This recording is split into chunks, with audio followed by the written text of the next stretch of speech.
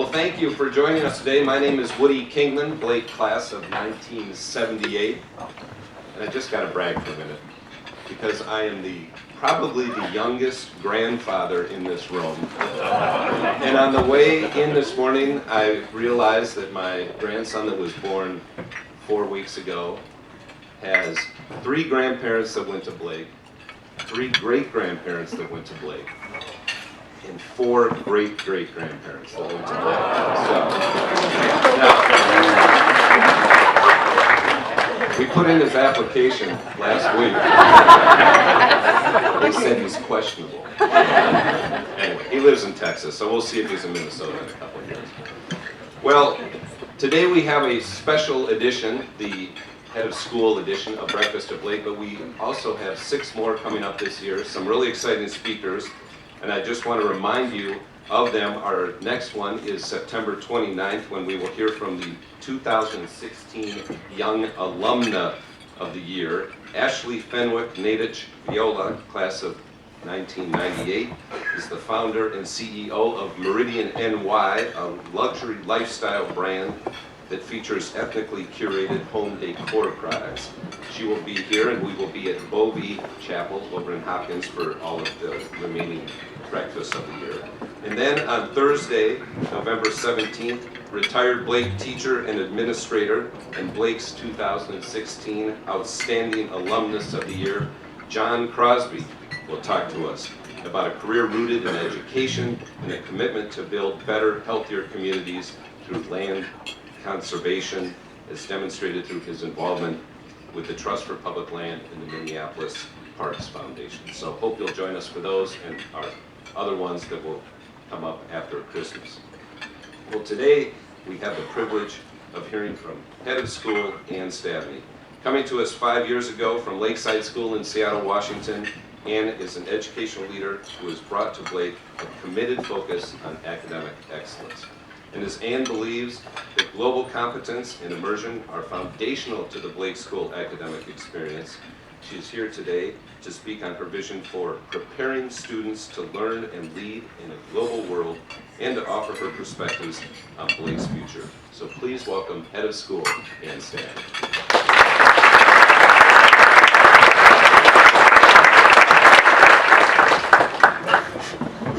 Good morning. Really wonderful to see all of you here this morning. We pulled a few strings with the weather, and so I'm glad to say we can look out over the lake and also enjoy the sunshine here in the room. Last week we opened our doors for the 116th year at Blake. We had 1,381 students. We have a full house of talented and capable students and really committed teachers. And I'm excited to talk with you this morning about a key element of the outstanding educational experience that we provide, and that's global education. So it's a passion of mine. I'm excited. I have just about 2 hours worth of materials, don't worry, keep back.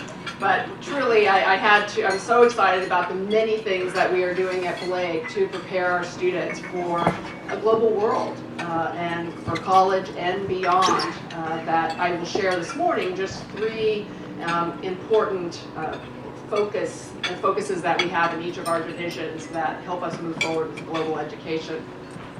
So let's start with a brief look at education, global education at Blake and Northrop 50 years ago. So what you see here in this brochure is a 1964 summer European trip led by Latin teacher B. Blodgett. And it details the crossing of the Atlantic, taking the SS Queen Mary, traveling through Europe and its most impressive and beautiful sights. And the Northrop alumna who gave us this flyer last year said that this trip for her and for a number of her classmates had a profound impact on her and on her outlook and really the direction that she was going to go with her professional and personal life. We have another example from 1971, and this is an article from The Torch, the Blake School's student newspaper, and this describes a trip through the Student Sports Ambassadors Program, and it's a hockey trip to Russia. Chuck Ritchie, who I hope could be here this morning so he could read his own quote. He comments on the benefits of this trip to Russia at the end of this article. And this is what he says. The boys will get 3 things out of this trip: a group experience, a hockey experience, and a chance to see different cultures. All 3 are great experiences. As these 2 trips demonstrate, we have long recognized the value of educating our students about different cultures, different parts of the world through travel. And we also have a long tradition at Blake of looking outward, of looking beyond our locality, beyond our region, beyond our nation, and understanding that that perspective, that outward perspective, is part of what makes for an outstanding educational experience. So we're building today on that long-standing tradition, and we're also intentionally designing our global education curriculum and particularly our travel experience, to focus much less on sightseeing, and I would say, and much more on providing students with a truly immersive experience in cultures dissimilar from their own. And we recognize more than ever before that if we're to prepare students for college and beyond, we must educate them about the culture, the language, the politics, the economics, the history, the art, the worldviews that are beyond their own. As I was preparing this, I thought, gosh, it's also really important to recognize that the global world is not out there. It's right here. It's right here at Blake. It's right here in the Twin Cities. We have a growing number of ethnicities and backgrounds, international backgrounds among Blake families. We have at home more than 50 different languages spoken by Blake families. And as many of you know, the Twin Cities is home to 16 Fortune 500 companies, and they employ employees, people from all around the world. Twin Cities also, as a region, has the lowest unemployment rate in the nation and a highly educated workforce. So we attract people from around the world to the area. So the global world is here. It's not just out there, it's here at Blake, it's here in the Twin Cities. So why global education, and what works best? In education, for the last 20 years, we've really been asking that question: why do we prepare people for a global world, and what does it mean to engage in best practices?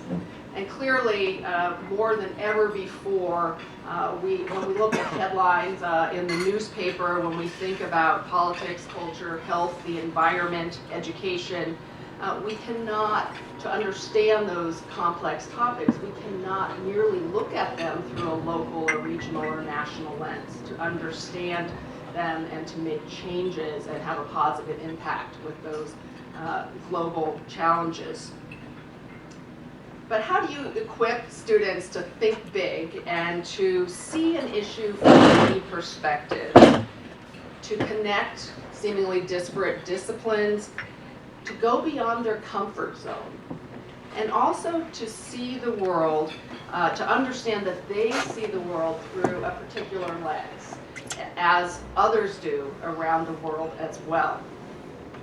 So let me just highlight a few of the best practices in global teaching that have emerged over the last 20 years. So what are some of the common features? First, it's starting students early in language study, preferably in early childhood classes. Second, offering hands-on and real-world experiences. Say third, encouraging them to work across subject areas and disciplines. We know that problems and concepts don't fall into disciplinary categories, and so while we often teach in those focused areas, in order to really understand a problem, we need to have students be able to draw their knowledge and their tools from a range of disciplines. We need to teach them to work collaboratively across differences. We need to foster curiosity and an understanding of personal agency. And also, I would say, underlying all of this is teaching them the value and the skills of leadership. Additionally, when we think about global education, it's really important to not think about it as a separate field of study. So we have science, English, history, global education. It's not a separate field of study. It's a worldview and a teaching approach that informs all of our curricula across classes and across subjects. And if we're serious about preparing students, teaching them about globalization, then our global education curriculum needs to be rigorous and it needs to be intentional. I'm really proud to say that these components of global education, best practices, are at the heart of what we do at Blake. And I'll be touching on just a few of the school's projects that illustrate how this work is woven into the day-to-day life of teaching and learning at Blake. In short, global education at Blake takes a number of forms, but it shares one aim, and that's to prepare students and provide them with transformative educational experiences that prepare them to learn and prepare them to lead in today's global world. So let me start with lower school. In the lower school, we ignite a passion for global learning through daily Spanish instruction. And starting in kindergarten, our students learn about the world and they learn about Spanish-speaking cultures through daily Spanish instruction. Our teachers teach according to the proficiency-based model of language instruction. What that means is from the moment they walk in the door of the classroom, and this even started last week, even with beginners, they speak, they sing, they listen, they interact, they dance, all in the target language. And so the notion is to have them thinking and expressing themselves in the target language for the full class period. They also learn about cultures throughout the world, throughout the class, through their language acquisition. One aspect of this I'm particularly excited about is that we have Amity interns, and that's a way that we bring global experience into the Blake classroom. So this year we have 2 Amity interns, both of whom are Spanish speakers, native Spanish speakers, who spend the year working alongside teachers at the lower school Blake campus and the lower school Highcroft campus. And they, both of them this year it happens, are from Spain. They assist teachers in the classroom, they work with students, they share their background, they share their personal stories. And this is really what this means. It's an exchange of cultural perspectives for our students. And it's an integral part of our global education focus. I'm going to have you see a short video clip that gives a little insight into the student enthusiasm and the confidence that is built for world language learning.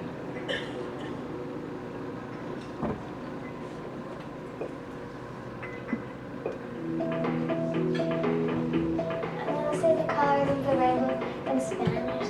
Rojo,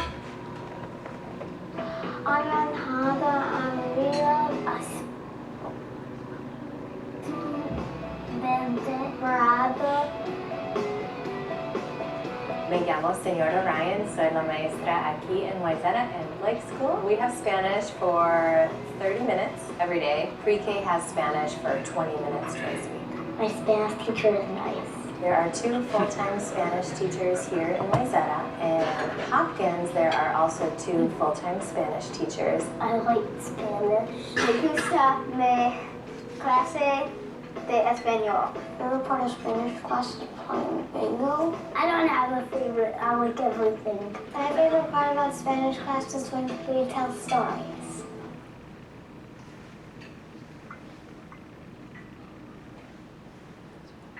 Okay.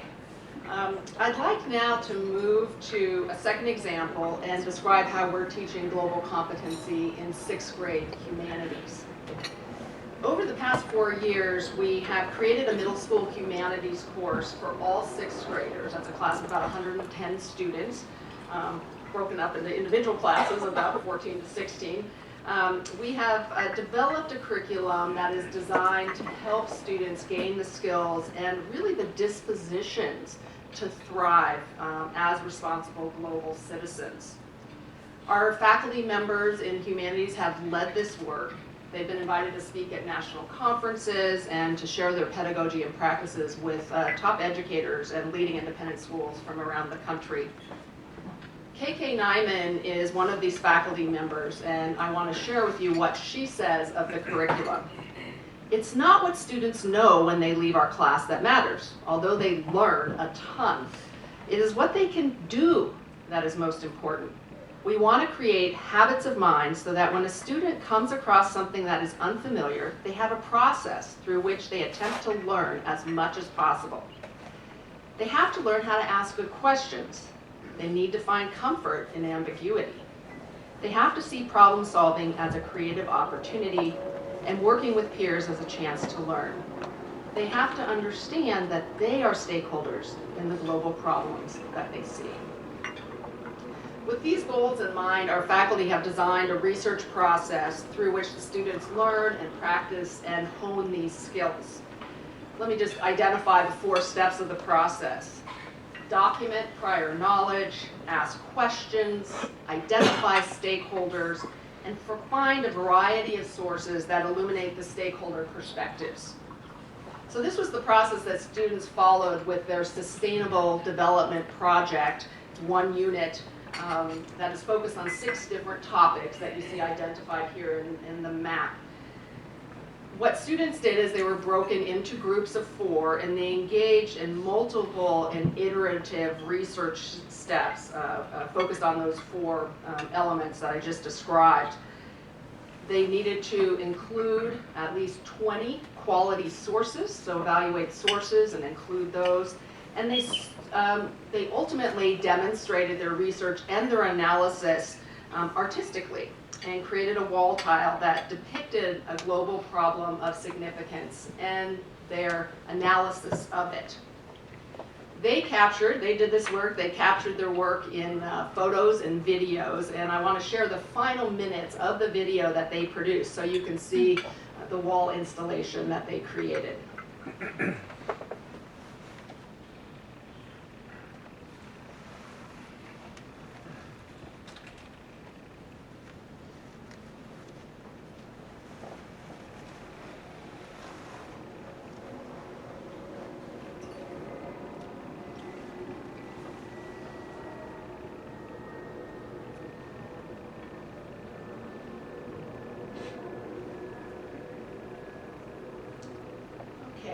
Go ahead and move to my 3rd and final example and highlight a global immersion trip that we piloted last summer.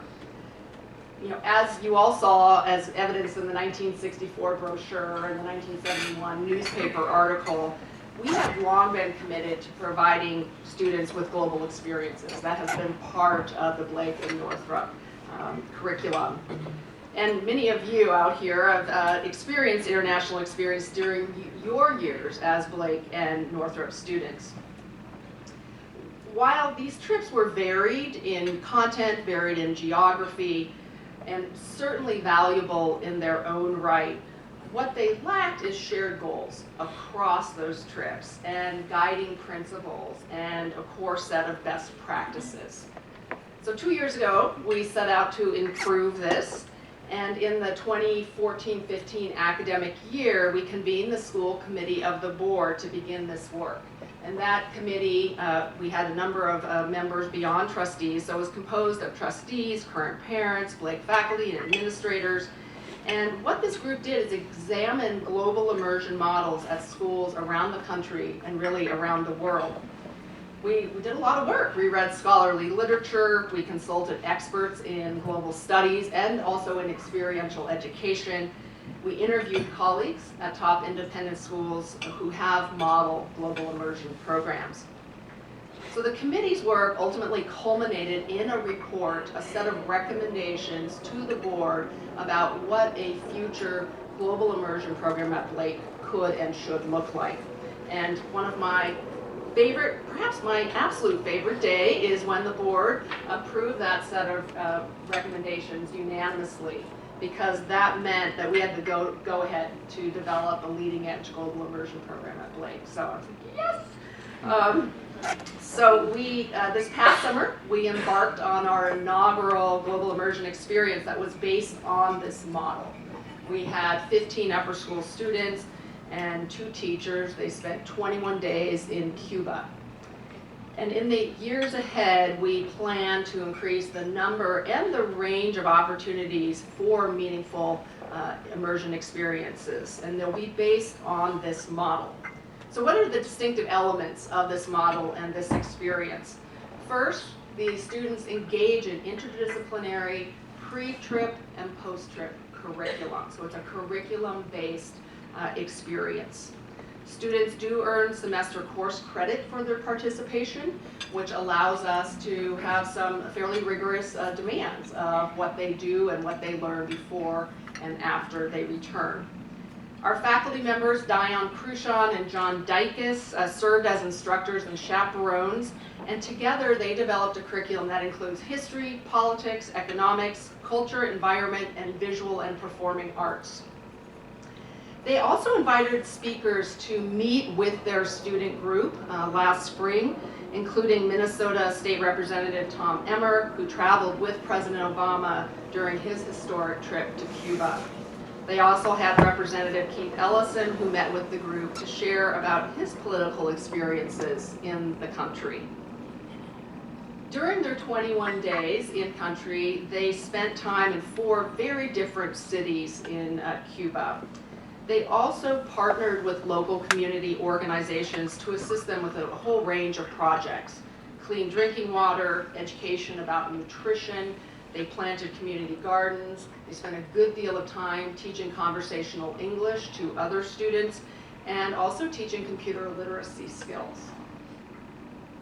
Through our fundraising work this fall, our campaign that we are launching in a couple of weeks, it's called Excellence Accelerated, we plan to increase financial assistance available for these trips. What we really want is for students to have, more students to have the opportunity to participate in these transformative global learning experiences. A few weeks after the students and faculty members returned, they invited the Blake community to a presentation where they shared their research findings, their artwork, their personal reflections. And I'd like to share just one of many, many written reflections. The students kept a daily diary, but just one of the student reflections with you while a couple of photos rotate on the screen. This is Ellen Israel. Many of you know Ellen. She said, "At tonight's tutoring session, 2 of my students shared with me some of their favorite Cuban rap songs. And although the words were much too fast for me to understand, I was able to express my appreciation by playing my favorite Beyonce song for them. While waiting in line for an hour and a half to purchase internet access cards, a young man in front of me let out a sigh of frustration, and we both laughed. These moments, when communication can occur without the use of words, seem to me like the most special ones because they teach us that although we are all different, we are also all the same." So I want to thank you for being here this morning to learn more about this exciting era in global education at Blake, and I'm happy to answer any questions that you might have. Thank you.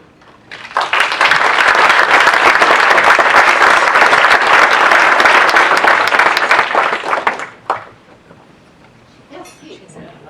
How many seniors participate in this immersion program? 15. We actually don't have, that's a great question, Pete. We don't have students who have graduated, so that they might be rising seniors.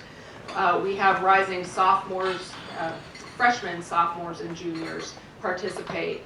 Part of what we see, and the number is 15, we see though it's so important that they bring back that experience to the classroom, and it really changes the conversation around the classroom table, and so we feel it's important that they bring their experience and questions back. So 15, we had 52 students apply for the trip, which lets us know that it's very popular, and we are looking to offer 2 trips next summer, and we will increase the range and the type of trips over time.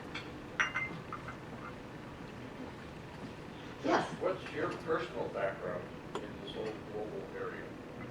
Thanks for asking. Yes. How much time do you have? I will just say from the school that I came from, one of my responsibilities was overseeing the Global Service Learning Program. And it was a program that ultimately we had 9 sites around the world.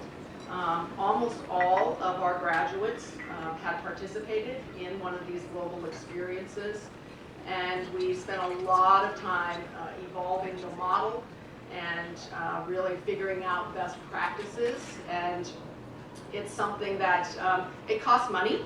And so we've had to really think about how do we make this affordable for students, and then also provide that opportunity for the greatest number. But that's my background. One of the things that I believe strongly is that we need to link these sites in a couple of ways with our curriculum, not only with the curriculum that's offered that the leaders design, but also with our language curriculum. So I'll give you a sneak preview. We are looking to potentially have a trip next summer in addition to Cuba, one to Morocco. So our French language speakers can have some practice. So we want to link those opportunities. Yes, Bob? What's the duration of the trip? Is there an educational portion to it and a sabbatic or Yeah. We know, again, from best practices, we need at least 3 weeks in country for students to really kind of go through that experience of feeling, wow, where am I? How did I get here? This is uncomfortable. I am having trouble communicating. I don't have necessarily the amenities that I'm used to having at home. I certainly don't have my smartphone and all my electronics, and so they need to kind of work through that and come out the other side where they're saying, oh, there's a lot more here. And I can, in fact, make connections with people despite a language barrier, despite a cultural difference. 21 days is kind of the minimum for that, so we know 3 to 6 weeks is important. In terms of the curriculum, we had, for the students, a whole series of seminars where we had speakers, and they were like 3-hour seminars weekly in preparation for the trip, and then afterwards also presentations. And yes, largely the Socratic method. In the spirit of global education, having students try on ideas to really engage with speakers and ask questions. Yeah, some of the schools in the States have exchange program with some reputable high schools in other parts of the world, and I'm just wondering whether we're also exploring that idea. We have had a number of exchange students, both our students going. We have a number of programs that we participate in, School Year Abroad, Swiss Semester, a range of them, and we've also had students every year come and be with us. That is one way of developing a global education experience. I would say the impact on our kids is less than having them be able to experience another culture. Some might, for example, with our 2 students who have come in the past, the Blake students might never encounter them, depending on their class schedule and their division. So I think it's a both and so yes, we've certainly participated in that. Yes, Malcolm. We are in an area that is increasingly international in all respects. You can take a look at whatever part of the cultural world, or any part of the political world, or any part of the economic world, or any part of the public or private, whatever you want to use for definition. We're increasingly global here. Yes. How do you see us working in collaboration with all these other elements going forward in the future? And Malcolm, you're referring to collaboration locally, yes. Take the collaboration how you wish, because I think over time, thanks to all the devices and techniques that are available, there are no limits. Yes, yes. I'll mention just two that I think are really meaningful that we're continuing to build on. One is our participation in the Global Online Academy. So our students, our upper school students, have the opportunity to take online courses offered by leading educators at independent schools around the world. And those courses are in subjects that we don't necessarily offer at Blake. So global health and Arabic and city planning, and what's really valuable also is that they take those courses with students from around the world. So they'll have students from Jakarta International and students from King's Academy in Jordan, and they're interacting, doing projects with those students who are halfway around the world, and they develop friendships, and that's a really powerful way of connecting our students with others while they're still remaining local. A second is service learning, and we have a robust service learning program where our students are partnering and engaged with a whole range of organizations, nonprofits throughout the Twin Cities. Yes. You mentioned that there are 50 languages spoken Yes. in the Blake families. So obviously there is a little bit of a United Nations Yeah. going on inside the school. Do you have a program or a system in place where you tap into that wealth of local knowledge and bring it into the school, either letting the students give perspective on a certain topic, maybe social studies or history, or bringing the parents in for a talk about a cultural point? Is there something in place to tap into that? And that's a great question. I don't know if everyone heard. How do we tap into the fact of such a wide range of international experiences? I would say in the lower school, we do it regularly with parents. And I know many of you sitting right here have been in our classrooms. So when a certain holiday or a certain important event in another country is going to occur, we often invite parents in to talk about what does that mean in our culture? Why do we celebrate it? Their student will also share, what does this mean for me? Why do I wear these clothes? Or why do I fast? Or, so we invite the parents in partnership with the students in the lower school. Increasingly, as they get older, it's the student who can choose to really focus on some element through their various assignments and projects of their own heritage and culture, and to share that with the class. Well, in addition to the Fortune 500 global attraction here in the Twin Cities, we also have a very friendly community to immigrants and refugees. Is there any plans to, there's so much global knowledge and international representation right here in our own community. Any plans to explore that? Yes, I would say, and that it's a great point, Michelle. We have such a tremendous opportunity with our international communities that are right here. One course that we offer in the upper school, taught by Diane Cruchon, is called Global Issues, Local Realities. And students choose a project that is a global issue and has a local component. And they work in teams to develop some steps to intervene, to assist, to help make local change. And in all of those projects, they are focusing on working in partnership with often our, the international communities, organizations that we have here in the Twin Cities. So there's again, demand for that course far exceeds supply, so we really are interested in leveraging that model as a way for our students to they're both learning and leading and partnering with local organizations. Yes. Hi. Certainly what Blake is doing is laudable in the international field. Everybody can nod their head, say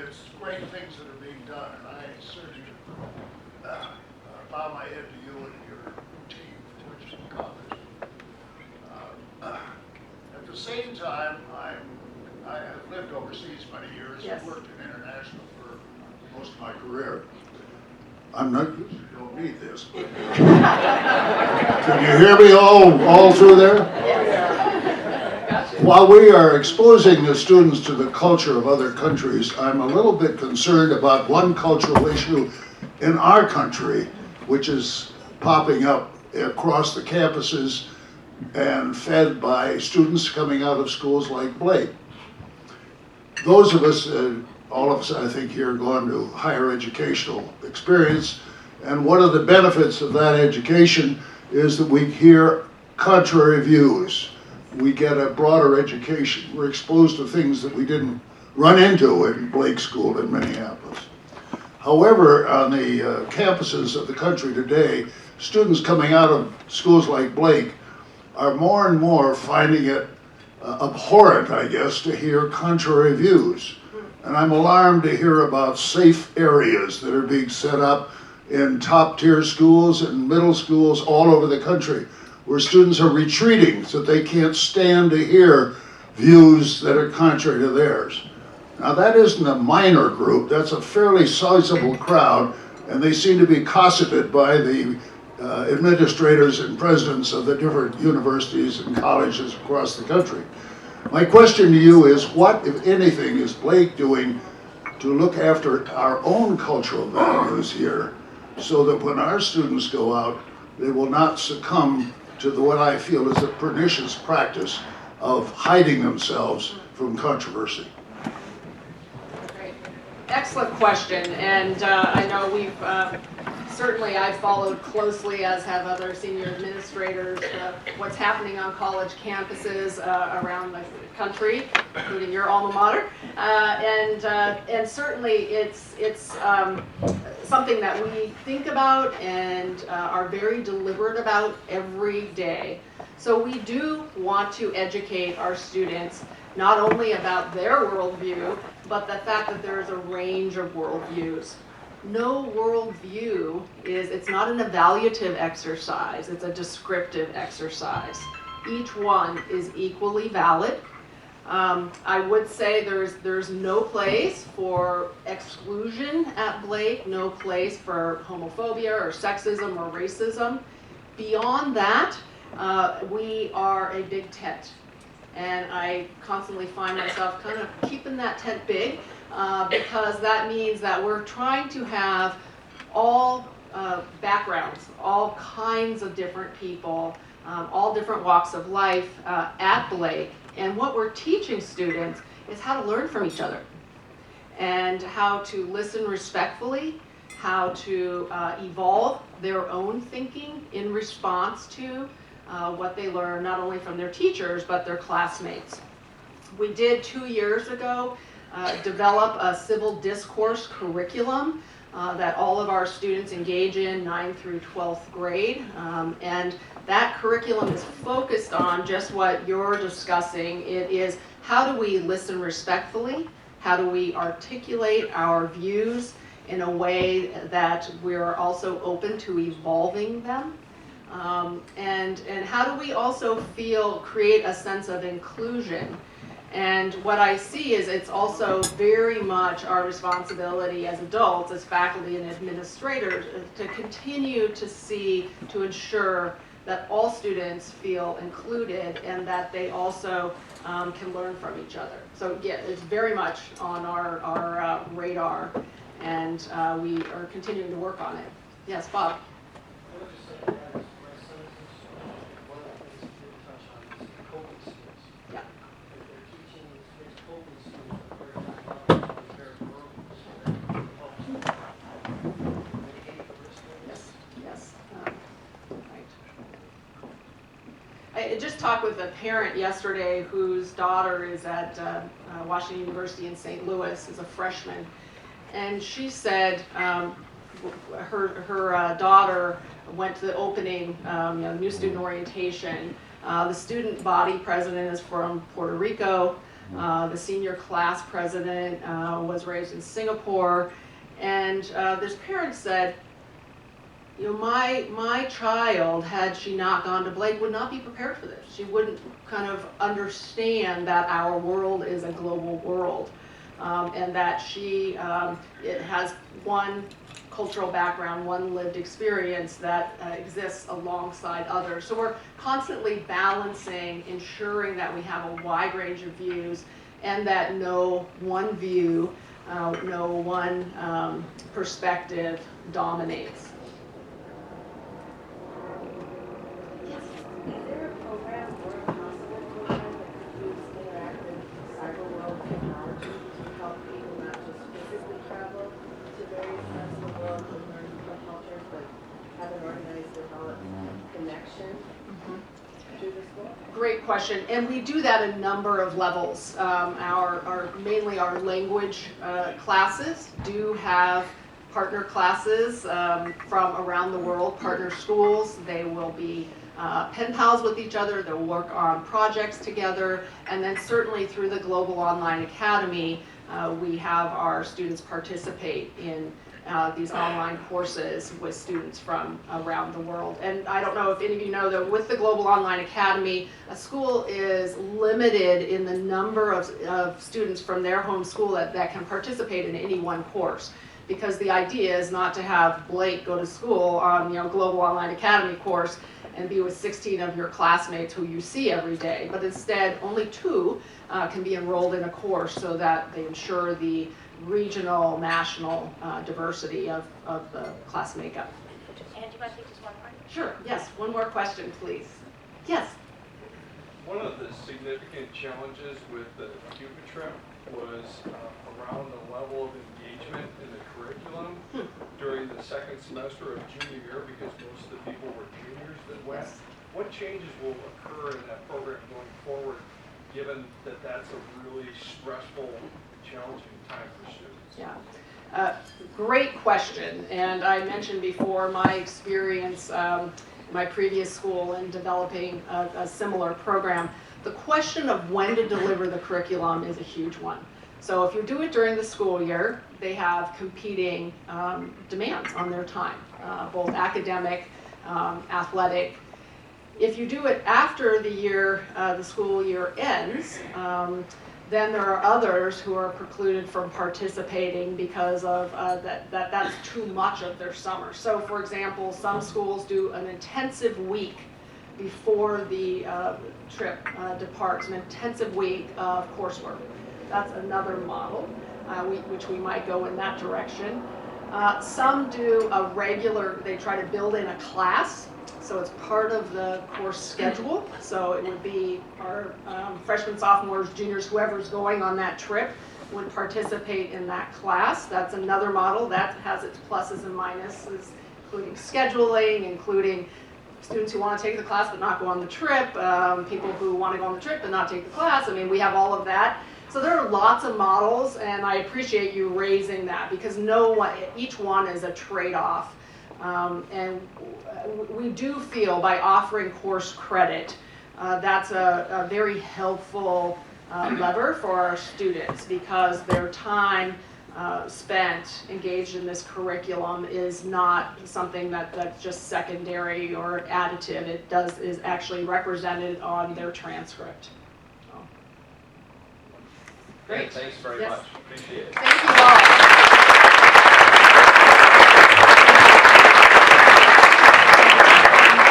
Thanks again, Amy. Please join us, everyone, in a couple of months 1 month from now for our young alumna of the year, then our alumni of the year.